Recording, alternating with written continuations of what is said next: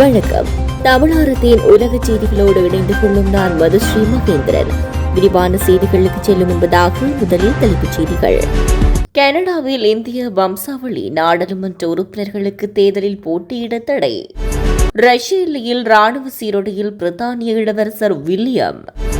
மீண்டும் இயங்க தொடங்கியது ஹீத்ரோ விமான நிலையம். பிரபல குத்துச்சண்டை ஜாம்பவான் ஜார்ஜ் காலமானார். வெளிநாட்டினரின் சட்ட பாதுகாப்பை ரத்து செய்த ட்ரம்ப். அமெரிக்கா கனடா பிரச்சினையை தீர்க்க ட்ரம்புக்கு ரகசிய ஆஃபர். மன்னர் சார்லஸ் திட்டம். நியூ ரங்கராஸ் தங்க சுரங்கம். Markham and Steeles 6055 Steeles Avenue East C102. தொடர்பென விரிவான செய்திகள். கனடாவில் இந்திய வம்சாவளி நாடாளுமன்ற உறுப்பினர் ஒருவர் மீண்டும் ஒரு அவமதிப்பை எதிர்கொண்டுள்ளார். கனடாவில் பொது தேர்தல் நெருங்கி வரும் நிலையில் இந்திய வம்சாவளி நாடாளுமன்ற உறுப்பினரான சந்திரா ஆர்யா தேர்தலில் போட்டியிட ஜஸ்டின் ட்ரூடோவின் லிபரல் கட்சி தடை விதித்துள்ளது. ஒன்டாரியோவில் உள்ள நெப்பியன் தொகுதி நாடாளுமன்ற உறுப்பினரான ஆர்யாவுக்கு இம்முறை தேர்தலில் போட்டியிட அனுமதி மறுக்கப்பட்டுள்ளது. அதற்கான காரணம் எதுவும் தெரிவிக்கப்படவில்லை. 2015 ஆண்டு முதல் தான் தனது தொகுதி மக்களுக்காக முழு மூச்சுடன் உழைத்து வருவதாக தெரிவித்துள்ள ஆர்யா இந்த செய்தி தனக்கு பெரும் ஏமாற்றத்தை அளித்துள்ளதாக தெரிவித்துள்ளார். ஏற்கனவே லிபரல் கட்சி தலைமைக்காக போட்டியிட முயன்றபோது ஆர்யாவுக்கு லிபரல் கட்சி அனுமதி மறுத்துவிட்டது நினைவிருக்கலாம். காலிஸ்தான் அமைப்புக்கு எதிராக குரல் கொடுத்து வருவரான ஆர்யாவுக்கு அதன் காரணமாக கனடாவில் எதிர்ப்பு நிலவுவதும் குறிப்பிடத்தக்கது. ரஷ்ய எல்லையில் நிலை கொண்டுள்ள நேட்டோ படைகளை பிரித்தானிய இளவரசர் வில்லியம் சந்தித்துள்ளார். அத்தோடு அங்கே நின்றிருந்த பிரித்தானிய தயாரிப்பான சேலஞ்சர் 2 டேங்க் ஒன்றையும் இளவரசர் வில்லியம் இயக்கியுள்ளார்.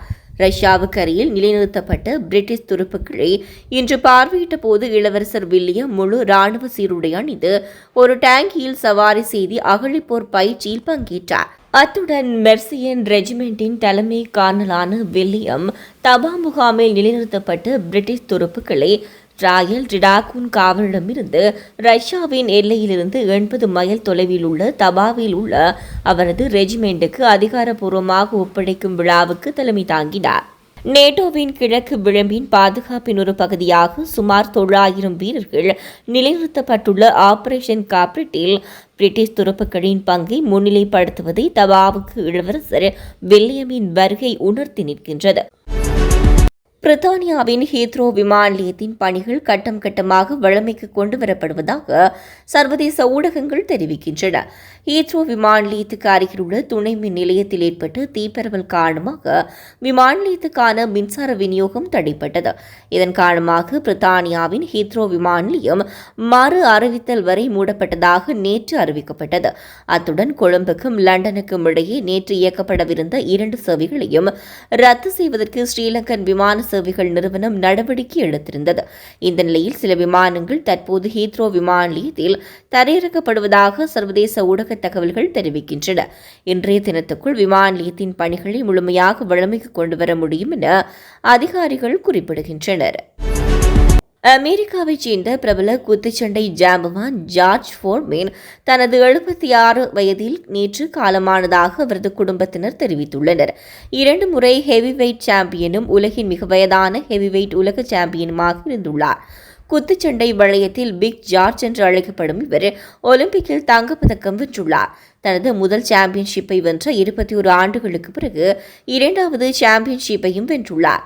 ஃபேர்மேன் குத்துச்சண்டை வாழ்க்கையில் 81 சண்டைகளில் 76 சண்டைகளில் வென்று அந்த போட்டிகளில் 68 நாக் அவுட் வெற்றிகள் பெற்றுமே குறிப்பிடத்தக்கது.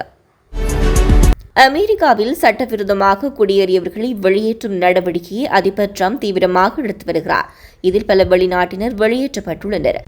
இந்த நிலையில் கியூபா, ஹைதி, நிகரகுவா, வெனிசுலா ஆகிய நாடுகளில் குடியேறிய 5.32 லட்சம் பேரின் சட்ட பாதுகாப்பு அந்தஸ்தை அமெரிக்க உள்நாட்டு பாதுகாப்புத்துறை ரத்து செய்துள்ளது.